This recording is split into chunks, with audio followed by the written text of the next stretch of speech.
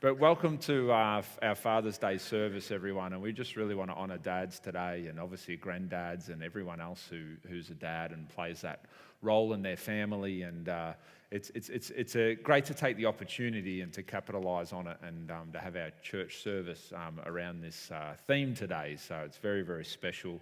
We've got a few things that are going to go on this morning, and I want to share a couple of points with you. And we'll hear from a couple of dads, and Pastor Peter's going to get up and share something as well. And then we've got a little item for you at the end this morning, and then the morning tea. So it's going to be great. In 2010, McCrindle Research put this together about a few facts about fathering. So in Australia, 1 in 5 are dads out of all of us Aussies, and there are 156,000 single-parent fathers, which is quite amazing, who do the job all on their own. Approximately 144,000 dads are house hubbies looking after their kids, which is quite a new approach to parenting, and moving away from the traditional dad works and mum at home. The average age of a dad with a newborn baby is now 33 in Australia. So now I'm one of those dads. I fit into those numbers, and last night I was privileged to be taken out. I actually played my last soccer game of my soccer career yesterday, and I've played soccer for 30 years straight. So since I was 5, and I'm now 35, and my family came up and watched me, and then took me out for dinner in the city, and it was really, really beautiful night. And amazingly, yesterday, my son Jed, who's just a little bit over 1, started saying "Dad" properly for the first time yesterday. So I got in the car after soccer, and then "Dad, Dad, Dad, Dad." I've been working on him for about a year. And he's been saying "mum, mum, mum" for about 3 months. And so I've been trying to kind of get into his life. "Dad, Dad, I'm Dad, I'm Dad." And so that was beautiful. And it was the first year where Eva got to choose her presents for me without any help from Mum. So Mum took Eva to Big W and said, "You can buy anything in here for Dad that you want." And she chose a hose gun. A gun for the end of my hose, because she sees me in the backyard a lot gardening, and thought that would be a great present, and some sunflower seeds that we could plant together. So she knows I like getting out in the backyard, and we dig little holes together and plant stuff together. So that was beautiful. That was absolutely beautiful. I don't know if you've seen this movie, I Can Only Imagine, but it really impacted me. An amazing movie. You should really watch it. Really well done. But in the movie, Dennis Quaid plays the role of Dad, the father. And at the beginning, he's a horrible father. He's resentful and hurt. He's had a football career that never worked, and he's got this young son named Bart. And this is a true story, by the way. That's why it's such a powerful movie. It's a true story. And the young boy Bart comes home one day with something that he's created from school, and his father gets angry at him and frustrated at him, and ends up taking his creation outside and burning it. And it's a horrible scene. And the father's physically abusive. He rather than discipline his son in a healthy way, he takes out his anger on him. He's controlling, resentful. His mum ends up leaving the home, and Bart is left with this dad who is not very nice. And as you could imagine, Bart grows up to be quite without direction, and he has no real purpose. He has this kind of passive-aggressive underlying anger thing. He never really becomes a man. He's always quite childish, and he's disrespectful to his girlfriend, doesn't treat her well, and that all ends in a bad way. And he ends up becoming a bit of a singer in a kind of a band, but it doesn't really go anywhere. And anyway, he eventually has to come home for one reason, and he comes home in the dead of the night. His father doesn't realise, and he sleeps the night and wakes up in the morning, and he comes out to breakfast, and his dad's there, but all of a sudden his dad, Arthur, is different. He's obviously not the angry old man that he had left a couple of years ago when he took off to try and pursue this singing career, and his dad's trying to talk to him. And now Bart hates his father. His father's been horrible and abusive, and children don't forget those things. And But the dad's trying, and he's trying to talk, and Arthur's trying to get through to him. And then eventually Bart says, what's going on, Dad? Like, what is all of this?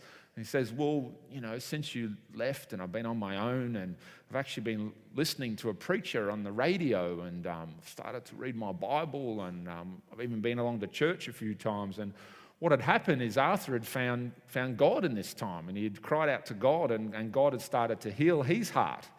And because of that, he wanted to heal his son's heart and reconcile the relationship. And it's a beautiful movie. It brought me to tears. And I suppose the movie and the true story of it really demonstrates, firstly, the power of a father to really hurt people, complicate a family, even destroy a son, but also the power of a father, more importantly, to be able to bring reconciliation, to be able to restore what's broken, to be able to humble themselves and ask for forgiveness and repentance. And the beautiful thing is that the father and the son's relationship between Arthur and Bart, it does reconcile, and they become best friends.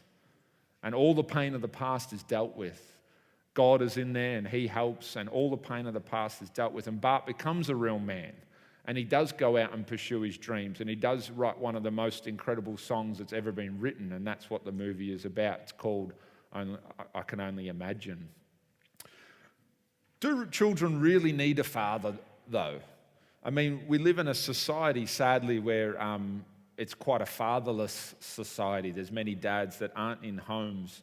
I've watched in my own street a really sad situation with one of my neighbours where his ex-partner has abused him of interfering with the children sexually, has accused him of criminal activity. We've had police in and out, and this poor dad has spent at times over 12 months without even being allowed to talk or see his own children in the flesh.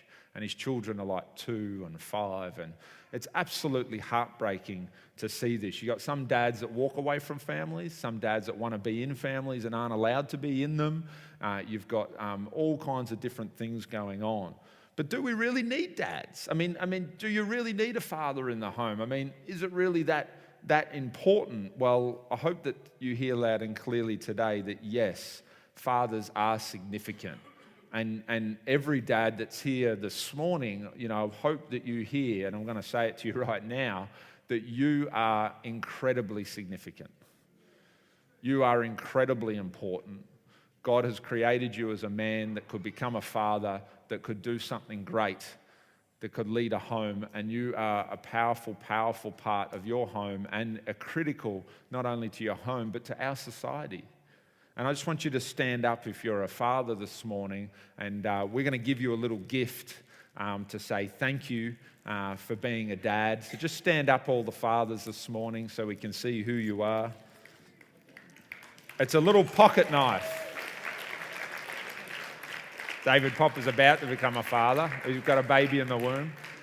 We want to give you a little pocket knife this morning because we know you like stabbing things and fixing things and basically solving problems. And with this pocket knife, you can solve any problem that is out there, all right? Any problem, and it's a keychain one, so you can stick it.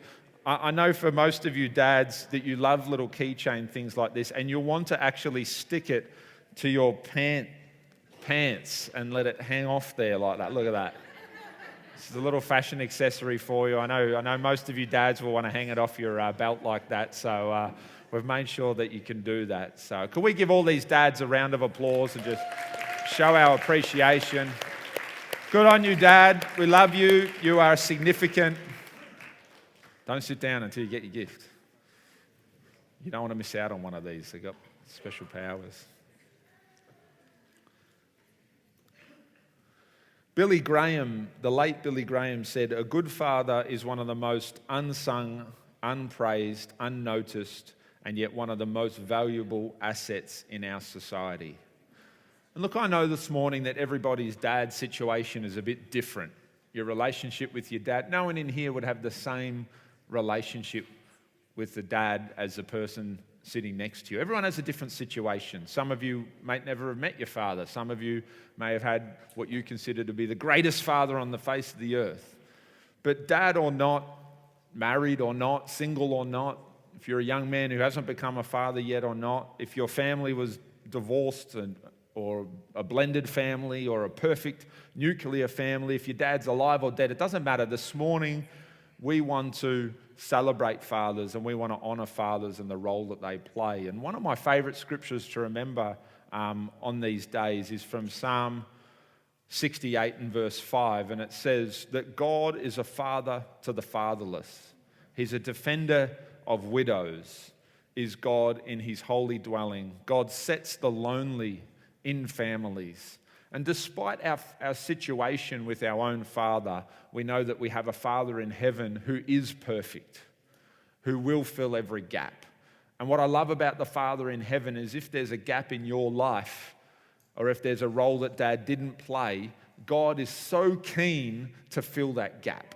Or if you're a dad that looks back and goes, I could have done some things better, it's okay because God is covering your back. And he wants to help you where maybe you didn't do a good of a job as you thought you could have. And where you are doing a great job, God wants to make you even better and help you not only father your own children, but to even be a father figure to people beyond your family. And this can only happen with God, whose most true nature is the fact that he is a father. Above everything else that God is, the one thing that is truest and closest to his heart is to be a perfect father. And then every human being could find themselves as a son or a daughter because they have a father in heaven.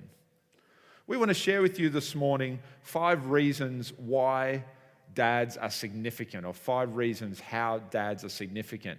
And the first one is dads are significant because they lead in their homes.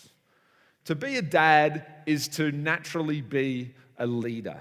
To be a dad is to naturally take your marriage and your family to a destination, as leadership suggests, to take them to a place. And a dad takes their family somewhere, whether intended or not, you're going to take your family in a particular direction. No family is just stagnant or in neutral. Every family is heading in some direction. And I want to encourage you, dads, to continue to remember this incredibly significant role that you play as fathers and to be intentional about taking your family somewhere. The school you choose for your children is a decision to take them somewhere. How you choose to spend the finances of your home is a decision to take your family somewhere. How you choose to talk to your wife is a decision to take your family somewhere. And one of the most powerful things about a dad in a home is that he gives it vision. He gives it purpose. He gives it meaning. You know, men and fathers are hardwired to oversee, to lead. They're not so much, expertise at dealing with sick children. When it comes to sick children, I'm about a 1.5 out of 10. But when it comes to giving vision to my family, well, then that's when I come to the fore because, men are hardwired a little bit more that way. Last year, Aurora and I sat down and we set a little goal about getting her up to her next reading level before we got to Christmas. And they're the kinds of things that dads do so naturally. Let's go for this. Let's go to the next level in your reading. Let's Dad was always encouraging me. Let's aim to score this many goals this season at soccer. And that's what dads do so well. They give vision, they give standards, they draw together the family as a team. And dads play the role of hero. Aurora brought home a little gift for me from school on Friday. They were able to buy gifts for their dads at school this week. And the gift that she chose for me out of all the gifts said, "Dad, you're my hero." And isn't that going to melt your heart as a father? That's what every dad wants to hear. And that's what every dad is. They're a hero. They're a superhero. They're someone that kids want to grow up and be friends with. Your kids want to grow up and be like you. Your daughters want to grow up and marry you. Well, up until about the age of 7, they say that. And then from 7 to 15, they don't want anything to do with you. And then, no, I'm just kidding. And then it cycles back around and they hopefully want to marry someone like you. That's how it kind of works. But they're heroes. Dads are powerful because they're available. A dad in the home that's present mentally, emotionally, physically, spiritually is so critical, is so powerful. A dad in the home that's a helpmate to the wife. Not a dominator of his wife, not a husband that doesn't attend to his wife, but a husband that understands that the design of husband and wife is that they would help one another, that they would be helpmates together, that there would be a team together, supporting one another. Because I don't know about you, but I've been a dad for 7 years now, and I definitely don't have all the answers for my children. And I definitely don't understand rearing children perfectly. But I know when I lean on my wife and when she helps me and I help her, that we are in such a stronger position to understand children, to run our home, to create a great environment for them. And dads are protectors. It's just hardwired in a dad to want to protect their children from harm, to want to protect them from evil, to want to protect them from people who don't have the right intentions. You know, if you look at the opposite of a father in the home and you look at fatherlessness and the consequences of that, then it really, really shines a light on how significant fathers are. All of the research shows that fathers not in the home creates big problems, and not problems just for children or families in an isolated sense, but problems right across the society. You know, in a study of the 70 most developed nations on the face of the earth, boys were behind girls in their development in all areas in all 70 of those nations. Boys need a father in the house that's not only physically present, but there in heart and mind as well. In a study by Melbourne University of 212 children, it found that when a father was involved, every child of those 212 did better in their first 2 years of schooling, so prep and grade 1, than in all areas. 50% of American children go to sleep every night without a dad in the home, so 1 in 2 children. And in Australia, 4 out of 5 young people who are currently in the justice system because of criminal activity are men. Boys, 4 out of 5, because there's a fatherlessness issue. Without a dad, illiteracy increases. So that's the ability to read and write. And the ability to read and write is the biggest indicator of success in a person's life. The biggest indicator of success. Job success, social success, finding a partner, marrying. The biggest indicator is literacy, and illiteracy increases through the roof when there's a dad not in the home. It increases poverty, it lowers education performance, increases crime and drug abuse, increases sexual problems, promiscuity, STIs, all those kind of things, increases mental and physical health issues, increases physical and child sexual abuse. All the research points that way. Dads are so significant. And I want to encourage you, dads, if you can even begin to be a father figure beyond your own home, you can stop this rot in society. Because children never grow up and choose not to have a dad, and women never grow up and choose to be without a man in their life. They would like a loving man. They would like a man to balance them, to help them raise their children. So I think for me, I feel the responsibility as a father, not just to be a great father to my children, but also where possible to stretch out my arm and maybe help another child who hasn't had that opportunity like my children do. And don't you worry, I always remind my children how lucky they are. Number 2, dads are uniquely male. Surprise, surprise. Dads are uniquely male. You know, dads have been, or men, for starters, have been hardwired by God in a certain way. They bend towards adventure. They bend towards risk-taking.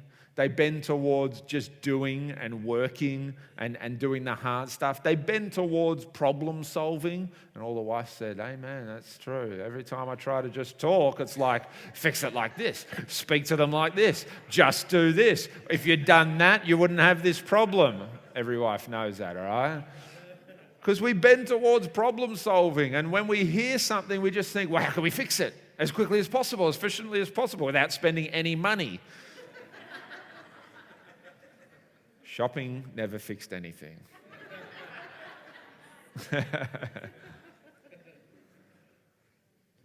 And fathers, when they talk to their children, they often come from the angle of, look, the world's tough, but let me teach you how to take responsibility for your life, how to take responsibility for your problem with your teacher, how to take responsibility with your friend that you're having an argument with, and overcome.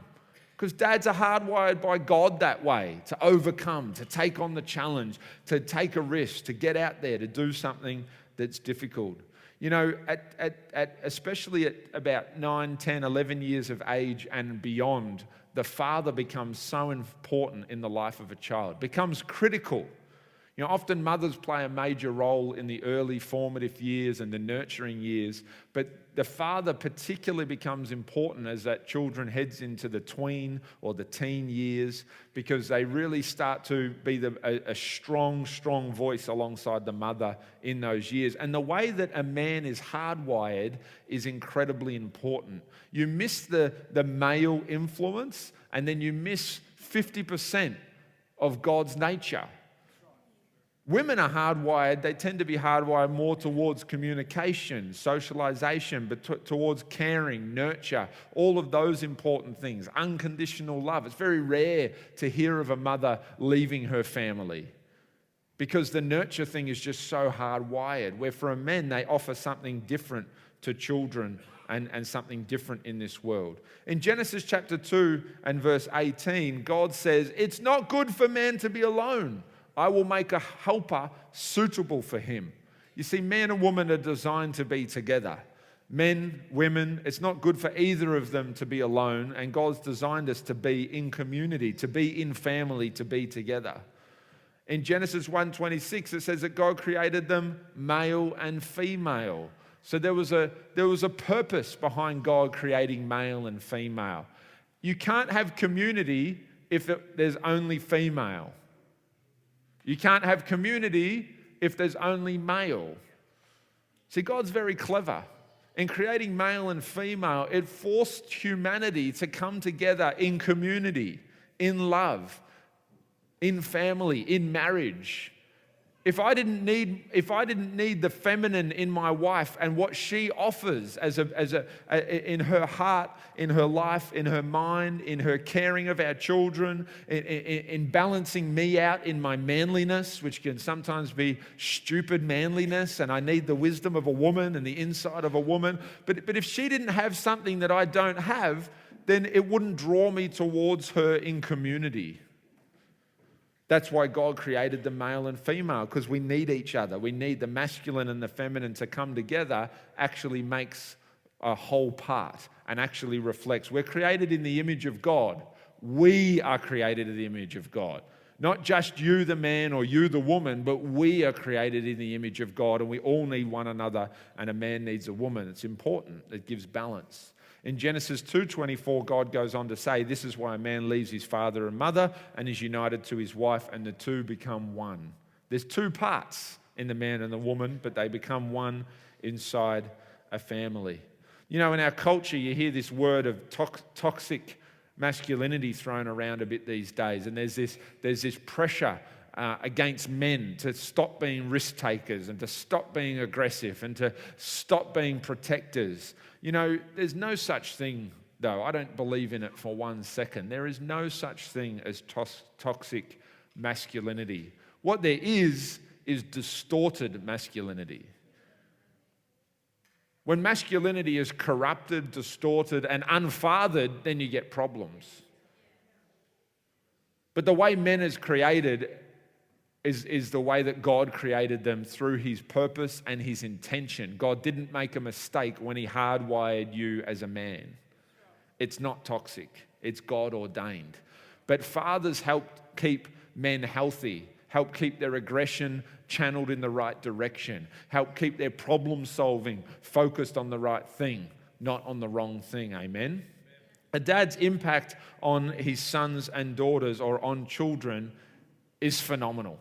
It cannot be it's incredible. A dad is a son's first hero and a daughter's first love. A dad shows a boy how to be a man. Live as daddy lives. A dad shows a young girl how a man should be. Allow yourself to be treated as daddy treats you.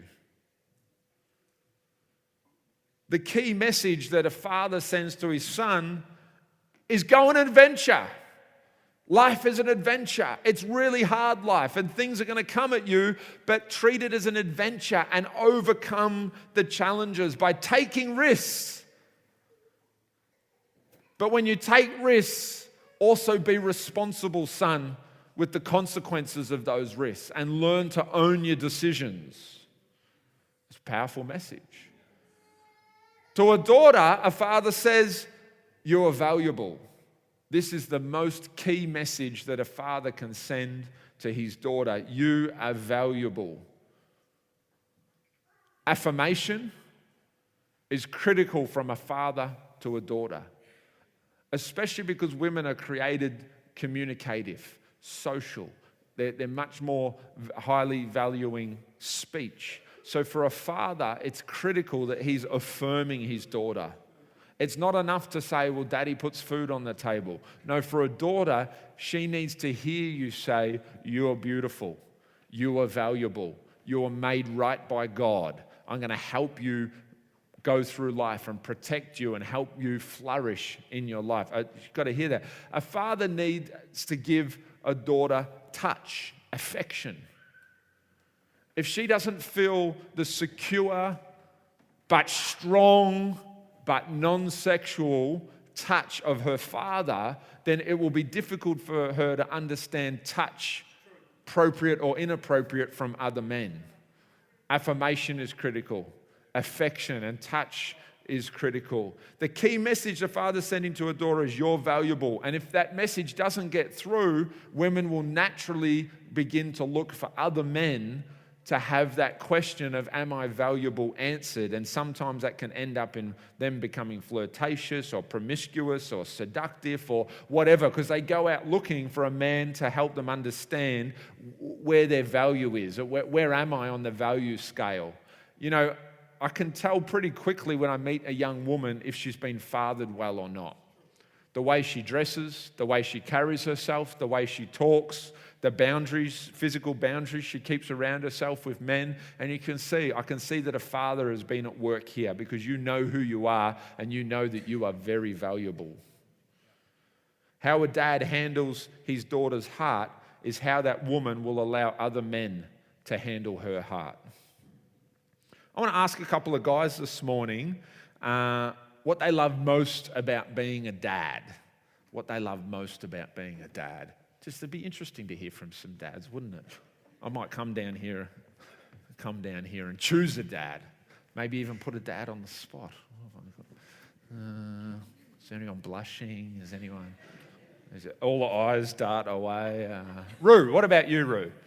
What do you love being about? What do you love about being a dad? Tell everyone. There you go, mate. So surprising you'd ask me, Pastor Caleb. I know you could handle it on the spot. Thanks, yeah. I love 30 irrational interactions before 7 a.m. That's really good with toddlers. No, I love play fighting with the boys. I love the challenge of being a father. It's it's great to actually be a father and fight to be a father, especially when society says it's too hard or you shouldn't, and learning to be less selfish. That's really good. Yeah, they train you in that. Good. Growing in respect for great fathers out there, because when you go through it, it is hard, but it's it's amazing to push through. So you gain respect for fathers. Yeah. That are around. Brilliant. What else? Oh, love my Leroy, my 2-year-old's ability to physically hurt me in all the sensitive spots.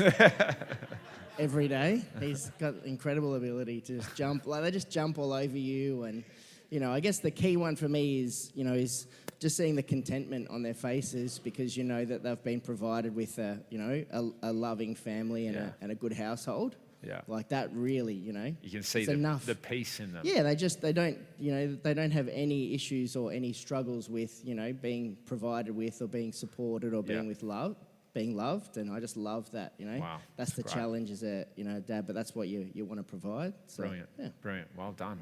Wait until your daughter grows up. They have no problem spending your money. What about you, Kieran? What do you love most about being a dad? Tell us all. Kieran's got 4 children. Yep. You look how young he is. You wouldn't even think he's married, but he's actually got 4 children. I feel about 50. He feels 50. How's your skin so? It's beautiful. Yeah. Tell us, what do you love about being a dad? Same as Rue. Again, we're in the same boat, but it's the daily changing and adapting to their needs, their wants. Yeah.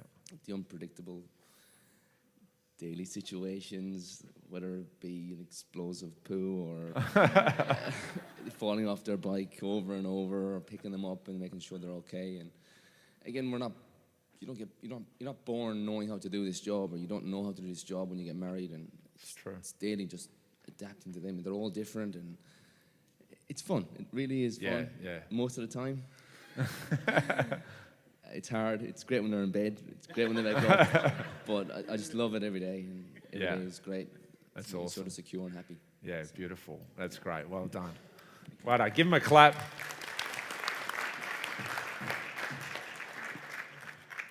I love that. I love the adventure, but I love it when they go to bed. It's like if they're not in bed by 7:30, it's like, this isn't adventure anymore. This is torture. I can do 6 a.m. to 7:30, but if it goes beyond that, it starts to get tough. You know, Rue mentioned play fighting there. It's actually one of the points that I've got today.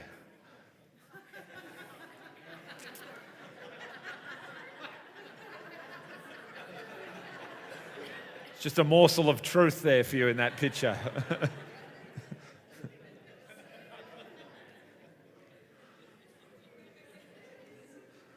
You know, Jed went through this little stage for about a month. I think he's out of it now, but I don't know what it was. I don't know how he's mentally adjusting or growing or developing, but he went through this stage for about a month where you would do a little throw and he would go all stiff like this. Has anyone had that with their children? Or maybe it's the way I throw them, I don't know. Maybe it's because I throw them like that. I don't know. No, I'd throw him up, but he would go all stiff and he would almost start crying. It was weird because he was loving it until about 10 months old, but then all of a sudden he was like, I don't love this anymore. But he's come back now and he's like, yeah, throw me in the air, I love it. You know, in our house, play fighting is probably our highest value. So when I come home from work, it's like, can we play fight? Can we have a play fight tonight? The girls are like, I mean, we've been doing it for about 5 years now.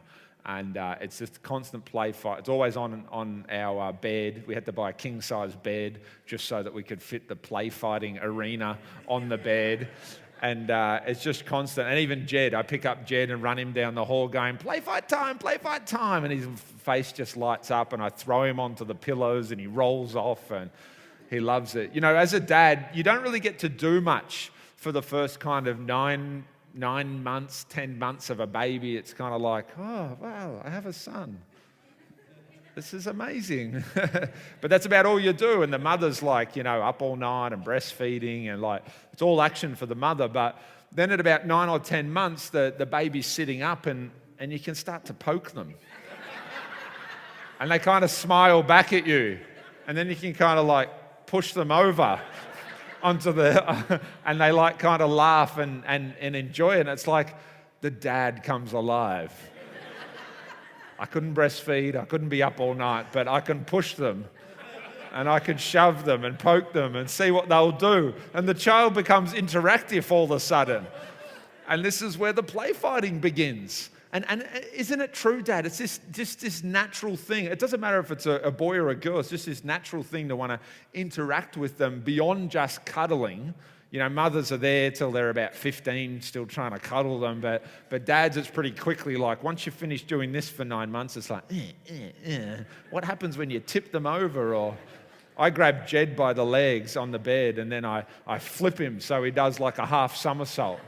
And he lands the other way, and for a second he's shocked, and then he's like, and then I grab him the other way and flip him, and he's like, and they love it. And I put him up on my knees, and then I like flip him over, and he rolls down the other side of my knees a couple of times, and they just love it. It's really, really fun. You know, it was fun with Aurora until she got to about 3.5, and then it went from play fighting and throwing them to, Daddy, you stand over there. Okay. and be a wolf, okay? And I'm going to be the wolf trainer. Jump, okay? And it went from this kind of autonomous, mutual play fighting to her directing me how to play the game she wanted to play. Now jump, okay? No, like a wolf, okay?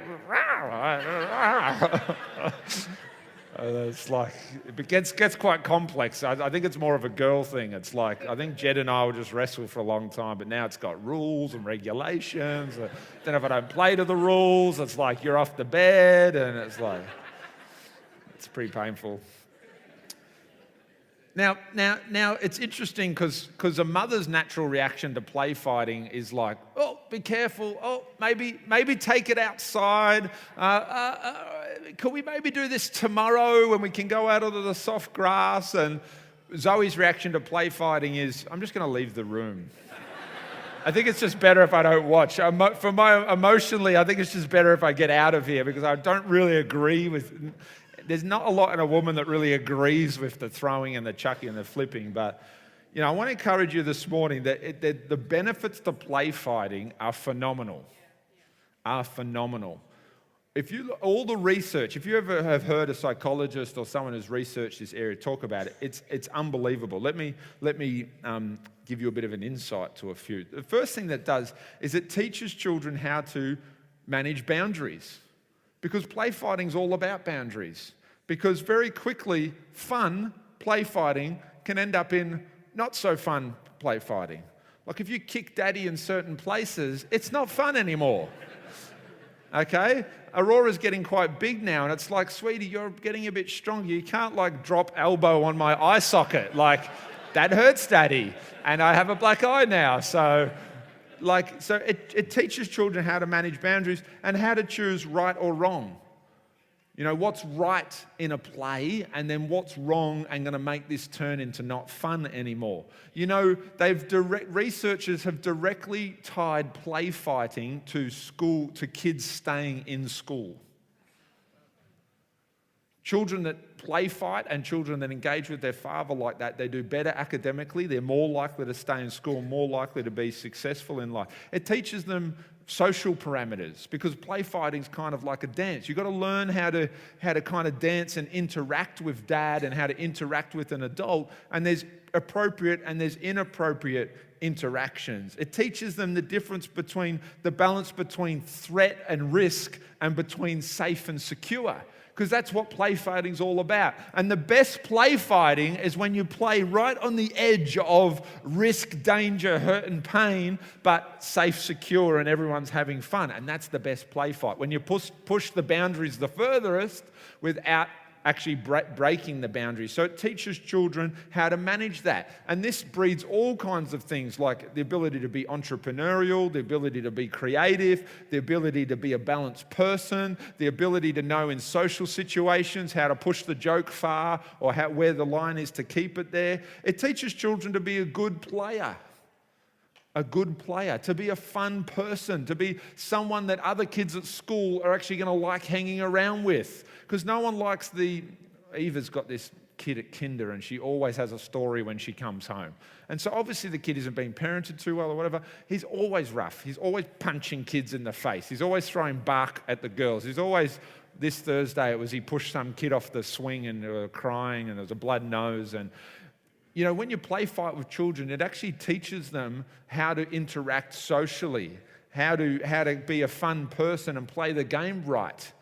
Because, hang on a sec, Daddy doesn't like that. That's not fair. Or Daddy doesn't like it when you whack your sister in the face. That's not fun anymore. Aurora tends to do a lot with her feet. So it's like, sweetie, if you put your feet up and kick Eva in the face, then play fight's over. So it teaches her, there's a boundary. There's a way to interact with other people. There's a way to be someone who plays that's a fun person, or someone who plays that's always the person who's bringing it to tears. It teaches them justice. Why? Because dad has to be the referee. Don't do that. Don't hit your sister. Don't push Jed off the king-size bed because he'll fall on his head and hurt himself. It teaches them focused attention. It teaches them empathy. It teaches them creativity, games, challenges, jumping this high, doing this, backflips, all kinds of things, creativity. It teaches them, very importantly, the difference between aggression that's violent and hurts people and assertiveness, which is healthy. And the assertiveness is the ability to express what you want. So this is what there's so many benefits. And one of the most powerful benefits to play fighting is actually teaching a child delayed gratification. Delayed gratification is one of the most essential characteristics for any human being to have in order to be successful. It's the ability to delay pleasure rather than pursue pleasure in the now. It's the ability to work in the meantime in order to achieve a pleasurable, gratifying goal in the future rather than just have now. It teaches them, rather than be impulsive, which often leads to non-success, it teaches them to work hard and wait for things to come in the future. Ephesians 6 verse 4 says, "Fathers, do not exasperate your children." Means don't make them angry. Don't annoy them. Don't frustrate them. Don't create resentment in them because you're not fair, or maybe you're not consistent with your discipline, or maybe you say unreasonable things to your 5-year-old. Don't exasperate your children. Instead, this is how a father should act. Bring them up in training and the instruction of the Lord. A most powerful thing is a father's role as a coach, a trainer, an instructor. You look at the whole book of Proverbs, it's a father talking to a son saying, "Son, this is wisdom and this is foolishness. This is what will bring you success in life. This is the path that leads to destruction." And that's one of the most amazing roles of a father. And teaching your children the ability and the skill of delayed gratification is one of the best gifts that you can give a child. The best gifts you can give. If people don't get what they want, but they don't understand delayed gratification, then they just become angry and resentful at the world because they never get anything good. If people get what they want and they get their impulses and they get spoiled, then they just become narcissistic and they think the whole world revolves around them. The ability to teach your children delayed gratification is the best gift that you can give them, because it teaches them to get gratification and pleasure in the right time and in the right moment and through the right way. Because good things come to those who wait.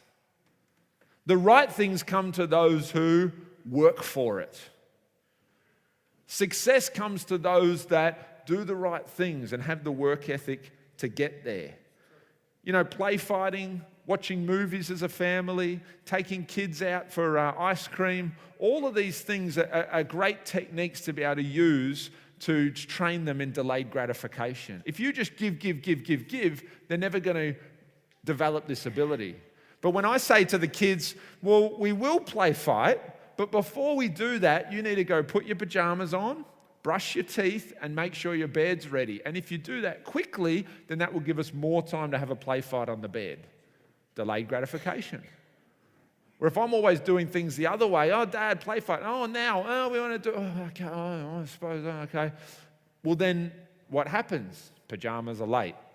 They get ice cream anyway. They go to bed late, and everything is around the wrong way. And then we're just teaching our children to push and nag for impulsive things rather than to wait and learn self-control. A father can teach like no one else how to restrain yourself. Rather than be a bully, rather than put down people, rather than use violence to get somewhere, no, I'm going to show you, son, how to restrain your manliness, restrain your strength. Use self-control to honor people, to do things the right way, to have a good work ethic, and this all comes back down to the ability to postpone enjoyment. You know, the problem with ADHD and children is that they have the inability to ability distraction. That's what ADHD is. Children can't really self-control and avoid distractions. This ability in their life is underdeveloped. And again, this is where fathers are so powerful. They help teach children focus. That's what delayed gratification is. It's focus on the right thing at the right time, and you'll get the pleasure that you want in the future, it will come. Take responsibility for that. It's going to come. Another thing is that fathers discipline differently. And fathers will often discipline in this way. Well, look, it's a no here now, but we can delay the yes if I can see some work. What are you teaching your child? A great work ethic. If you take responsibility here, sweetie, for this little challenge in your life, then you're going to get a great outcome at the end. Aurora, if we can get you to your next level of reading before Christmas, it's going to take a bit of work and concentration. You're going to have to remember to bring readers home from school. Oh my goodness, if we can remind her, anyone who sees her during the week, bring your readers home from school. Then you're going to get this success at the end. Daddy will give you a little prize and we'll high five because we got there. And so I'm teaching her delayed gratification and I'm disciplining her. But not in the you're being naughty smack sense. I'm disciplining her in the sense of this is, God disciplines us, doesn't he? Hebrews 12. He disciplines those that he loves. And discipline isn't always about correction. Often discipline is actually about training and instruction and learning to self-control and delay gratification for the future. And fathers do this very well. I'm not saying mothers don't do it well, but I'm saying fathers do this particularly well. You have to understand fathers discipline differently to how mothers discipline. Both are needed and required, but a father's going to approach it at a different angle. So if a mother does all the disciplining, then you're denying your children of the father's input. But if it's the other way around, or you wait till your father gets home, he's going to discipline you for this, well, that's not healthy either, because then the mother doesn't take responsibility for discipline. Fathers tend to discipline with rules, encouraging children to observe rules, to work systematically, to work through the challenges, and that's really needed for our children. So make sure that the discipline there is developed. Talking of discipline, I'm going to invite my father up here for point number 5, and he has disciplined me well over the years, not only in correction, but also in training and instruction. I really appreciate you, Dad, because you were always like a Proverbs dad, where he's always done a great job of not controlling me, but explaining this is wisdom, this leads to success, but there's another way, son. It's foolish and it doesn't lead to success. And I'm sure that for many of you, you have felt that fatherly instruction to choose the way of righteousness and choose the powerful way. So it's a pleasure for me to hand over to you. That was the Hebrew scripture, point number 5. I love you. Love you too.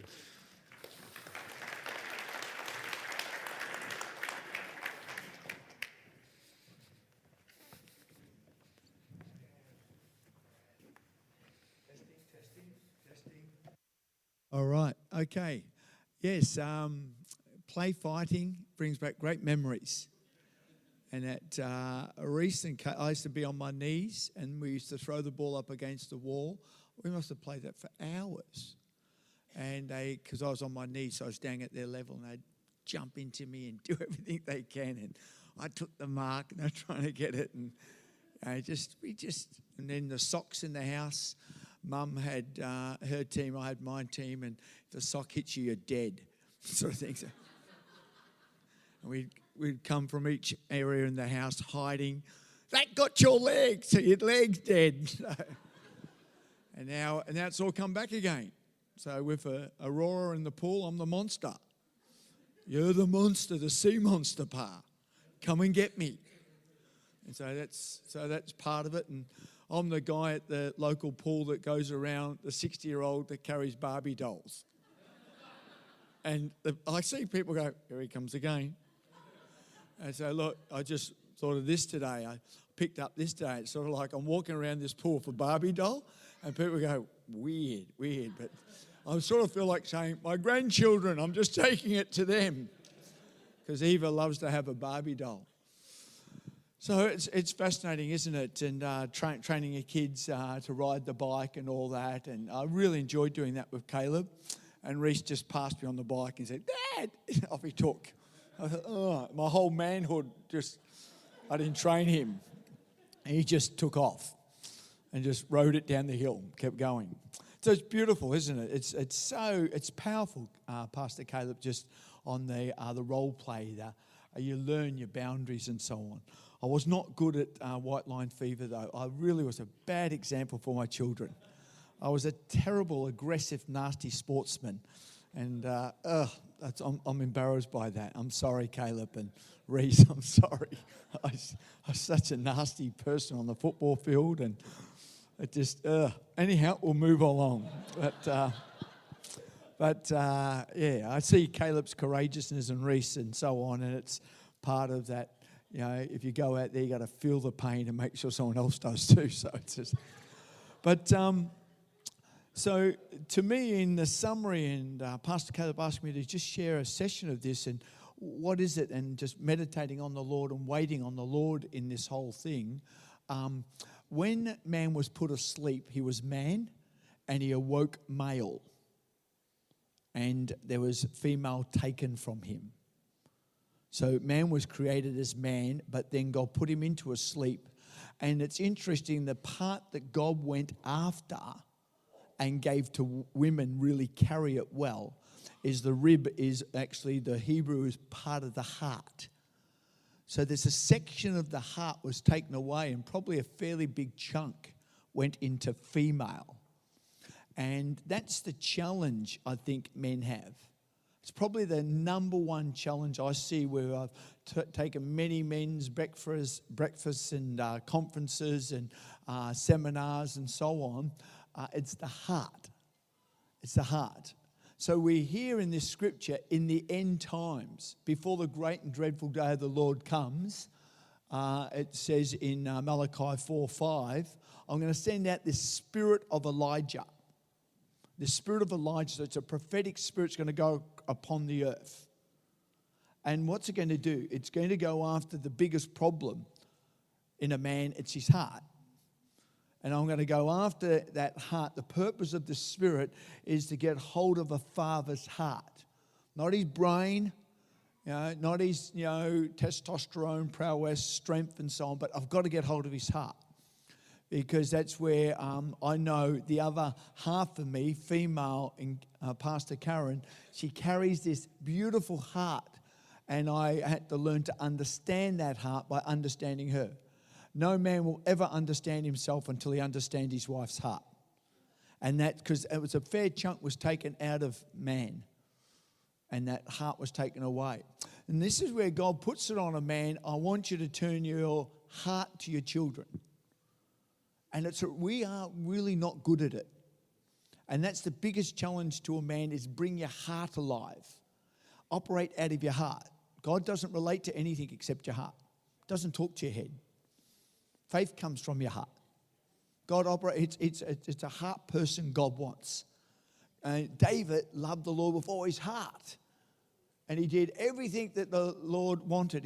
That's the connection he had with God. And what did David, when he messed up? Created me a clean heart.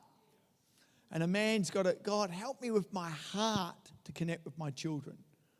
And so, there's times where I lost my dad at 9, he left and so on. And so I really lost my best friend. And I needed that in my life terribly. But so I wanted to really show my heart to my children. I think that's the biggest challenge of a man, is to operate out of the heart.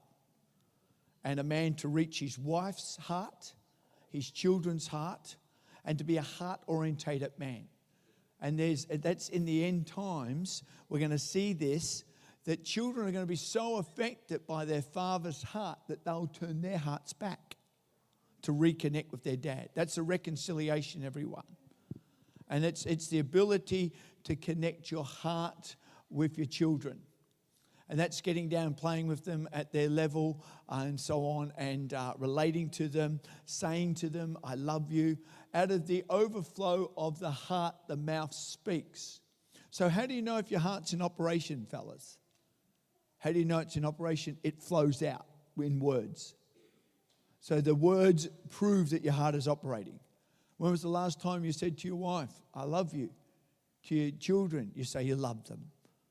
And you connect them with their heart. And you want to listen to their heart. It was there in today's proverb. Seek to understand another person. Seek to speak, it says today in proverb. Learn to listen to a person, it says. Great instructions in today's soap in connecting your heart. And what does Proverbs say? A father talking to a son, he appeals to his heart. He's talking, son, listen to me. And so I think this is the biggest challenge. It comes down to the overflow of your heart and speaking, but it's fighting for a great heart. Every man here, fight the good fight of faith. You got to fight. And because I realise that I've been badly beaten up here, God, and I have to rise and become a man of the heart. And so I've got to learn to connect with my heart, with my wife and my children. So you've got to fight for that. It's not natural to us. It's not natural to us. Every man in this room, you've got to learn to fight with your heart and to connect with your heart. It's not natural to us to go to look into someone's eyes, that's heart stuff, to speak life and love, to touch, to love, and so on. And that's where we've got to become heart people, because that's what's going to happen in these days. And we are living in before the great and dreadful day of the Lord comes, before the Lord returns. We've got to become heart people. Your wife yearns for your heart, yearns for a man of the heart. Not, Pastor Cope said it very well today, I provide for you, I protect you, and so on. But we want, women and children need to hear that in words, in contact, and affirmation in their life. It's so important. So I think that's the real challenge that we face. In Ezekiel 36:26, it says, I'll give you a new heart. I'll give you a new spirit. Every man who's been born again here gets a new heart, gets a new spirit, gets a new opportunity. And he said, I'm going to take away the heart of stone. I'm going to take away your hardness. I'm going to take away your bitterness. And I'm going to give you a heart of flesh. I will give you a heart of flesh. So it's there. Every man who's born again here, or anyone who doesn't know the Lord here, we would love you today on Father's Day to come out and say, come and stand here and say, we'll pray with you. God, I need a new heart. My heart's hardened and it's bitter. And I need a new heart to overflow with love. Give me a heart of flesh. Take away the heart of stone in my life. Every man here, you need other men in your life that are heart men. If you have a hardened heart person and you want to get mentoring, it's not going to go too well. You need a man of the heart that will create you in a new heart and be inspired that you would turn your heart to your children. And that's where you need someone to speak to you in your life. I love being a father of the network that we have here. I don't know how many, I think we've got about 10, 15 pastors or whatever, and being able to be a father of the heart to them. And so on, a prophecy that is over my life that I'll have 300 sons and daughters. And so I would love to be able to put my heart into people's lives. But it starts at home, everyone. It starts with your own children. It's got to exist there, and then it flows out into your work environment. I was a teacher that really connected my heart with my students. And I like to connect my heart with whoever I'm training. And that's turning your heart to the next generation. Connecting and relating. And guess what happens? They turn their hearts back. And it's a beautiful heart connection.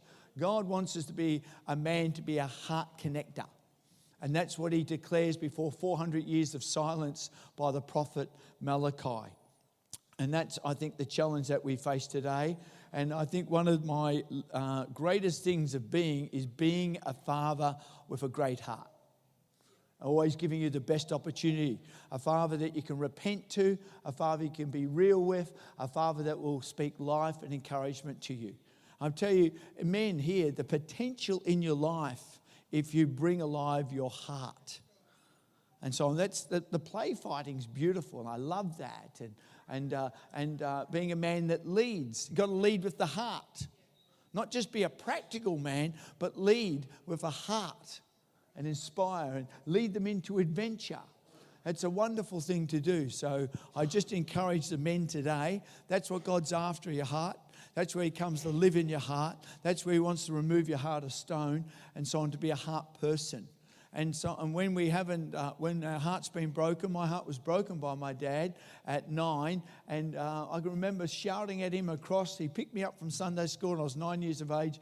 And I said to my dad, "You ruined my life. Why'd you do this? Why'd you leave me?" And my dad and his graciousness, and I see all the good things in Dad now. Then I just saw black. And so on, he turned across to me. He didn't answer me because he saw me in pain. But he's a very famous man in our nation. And he kept coming to me and seeing me for those few hours every fortnight and connecting with me, taking me on holidays. And I knew that he was trying to turn his heart to me all the time where I couldn't see it then. And it saved my life. And I think if my dad had cut off from me and had finished with me at 9, man, I think I would have destroyed my life. And I thank God that he still kept that connection. When I went and lived in a combi and so on, and the prodigal son, I came out of it, and I can remember turning to my father and coming. He said, "Oh, shave off the beard, Peter, it looks terrible." And he said, "I'll get you a job," because highly trained by him, "and I'll get you a job at a gym. We're setting one up in Ballarat, and we'll start you off there." And, that's his heart to help me. He was always real and honest with me. No junk in our life. Let's get real and so on. I needed that heart. And a lot of that heart is in me towards you, which I saw in my dad. But when I had a stony heart, before I was a born-again Christian at 22, I saw no good in my dad. I saw no good in anyone. I just didn't relate out of the heart. I was a cold, hard people. All the guys at uni were scared of me as this nasty person and so on, as a cold heart, until Jesus Christ came into my heart. And he gave me a whole new heart, a whole new life, and a whole new beginning. But you've got to train, fellas, there. You've got to work your heart. You've got to work your heart and turn your heart towards your wife and your children. And there's a spirit of Elijah in this house here. Very strong spirit in this house that will enable you to do that. It's been a wonderful morning being with you here and sharing and just hearing about the importance of fathering.